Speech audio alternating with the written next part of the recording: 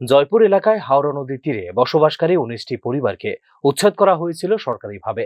সরকার পক্ষ থেকে তাদের জন্য নতুন পুনর্বাসনের ব্যবস্থা করা হলেও বাস্তবে সেই জমিতে বসতি করার পথে বাধার সম্মুখীন হচ্ছে পরিবারগুলি। স্থানীয় কিছু প্রভাবশালী ব্যক্তি তাদের ঘর তুলতে বাধা দিচ্ছেন বলে জানিয়েছেন তারা। আজকে গেছিলাম আমরা, বাচ্চা কাচ্চা নিয়ে খুব অসহায়তা আছে, এখানটা বান্ধের কাজ চলতেছে, তারা কইতাছে এই দিয়ে ওখানে সরাই দিতাম, তো ওখানে তো আপাতত রাখার কোনো জায়গা নাই।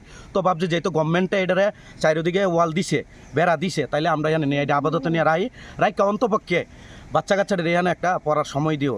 আমরা এই চিন্তা করে গেছি, যাওয়ার পরে আজকে যে ব্যক্তি সেমুমিয়া দখল করতো জায়গাটারে, গভর্নমেন্টে বেড়া দেওয়ার সময় কেউ অধিকার দেয় না, আজকে তাই না আইসে আয়া মহিলা মানুষের উপরে মারধর করছে। আমাদের ভিডিও আছে।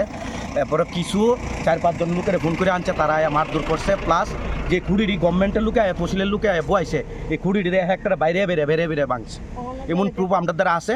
আর তারা সম্পূর্ণ জায়গার মধ্যে তারা আমরা মানে যে নিজে নিরাশা বানা, কিন্তু প্রত্যেকটা মানুষের তো তদন্ত করে দেন যে এটা দখল করে থাকে কয়েকশো কোটি কোটি টাকার মালিক। কারণ কোনো অনলাইন যুগ, কার কি প্রপার্টি আছে না আছে, টিপ দিলে ফিঙ্গার দিলে সব কিছু বাইরে যাবে। সরকারি জায়গা উনি কিভাবে দখল করবেন, এইটাই তো প্রশ্নটা স্যার। কারণ আমরা অসহায় মানুষ, 19টা পরিবার, 163 জন মানুষ স্যার, 117টা ভোটার, আমরা প্রত্যেকটা জায়গাতে আমরা ফেস করতেছি, কিন্তু তারা আমরা করতেছি দিয়ে হইব। কিন্তু আজকে আমরা 6-7 মাস ধরে স্যার ইয়ান আমরা তিরপাল টাঙ্গায় থাকি বউ বাচ্চারা নিয়ে, অনেক কষ্ট হইতেছে বাচ্চা কাচ্চারা নিয়ে। আমরা লেপ তো গেছে অন্তপক্ষে বাচ্চা কাচ্চাটি তো সামনে পরীক্ষা, তারা তো একটা চিন্তা করে আজকে আমরা ওইখানে গেছি যাতে একটা সাবরা দিলে যাতে অন্তপক্ষে বাচ্চা কাচ্চাটি একটা থাকতে পারে, মাছি মশাতে যাতে দূরত্ব থাকতে পারে। 2 দিন পরে প্রশাসনের নিরাপত্তার কারণে দুর্ভোগের মধ্যে পরিবারগুলো নিরাপদ আশ্রয়হীন অবস্থায় দিন কাটাচ্ছেন শিশু, নারী ও বৃদ্ধরা। বিগত ছোটোর থেকে এই নদীর পাড়ে আসছিলাম, আমরা মা বাবা সবাই। হ্যাঁ, তো আমরার কথা হয়েছে কি, আমরা তো এর থেকে উচিত করছে পরে আমরা সরকারের যতটুকু সহযোগিতা করছি, সরকারে কইছে এখানে কোনো গ্যাঞ্জাম করবা না, এখানে কিছু করবা না, তোমরা লাগে বিকল্প ব্যবস্থা করা হইব। যেহেতু বিকল্প ব্যবস্থা করা হইব, আমরা প্রথম নোটিশ আইছিল এই আগস্টের 8 তারিখ আমাদের কাছে আইছিল।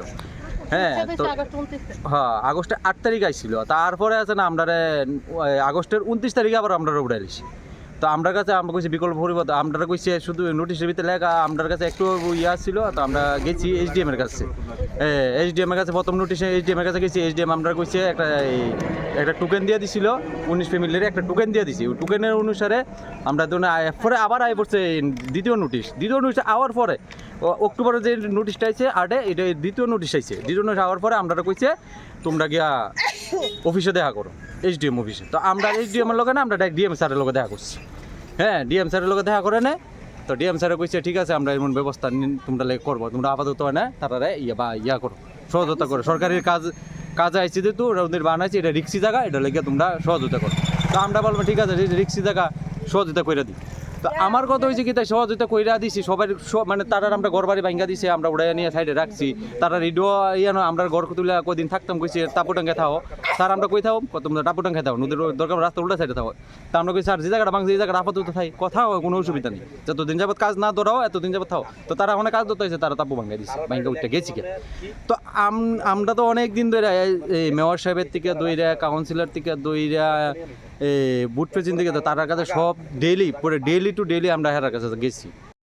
লোক বাঁচাইতে পারি আমরা, 19টা ফ্যামিলির আমরা মেয়র বাঁচাইতে পারে না, আমরা সরকারে বাঁচাইতে পারে না, আমরা ভারতের নাগরিক না, আমরা কই যাবো? আমরা যদি 5,000 মানুষ 5,000 মানুষ বাঁচাইতে, আমরা 19টা ফ্যামিলি না, 19টা ফ্যামিলি কি না সরকারে বাঁচাইতে পারে না? সরকারের সবকিছু গাইডলাইন মাইনে আমরা রইছি, ওখানে বইয়া আমরা দিতেছে হ্যান্ড ওভার। সরকারের কাছে এতটুকুই আমরা দেন, হ্যান্ড ওভার করুক তাড়াতাড়ি, নাইলে আবার আমরা যাবো। এবার হয়তো পিঠা খামো, নাইলে পিঠা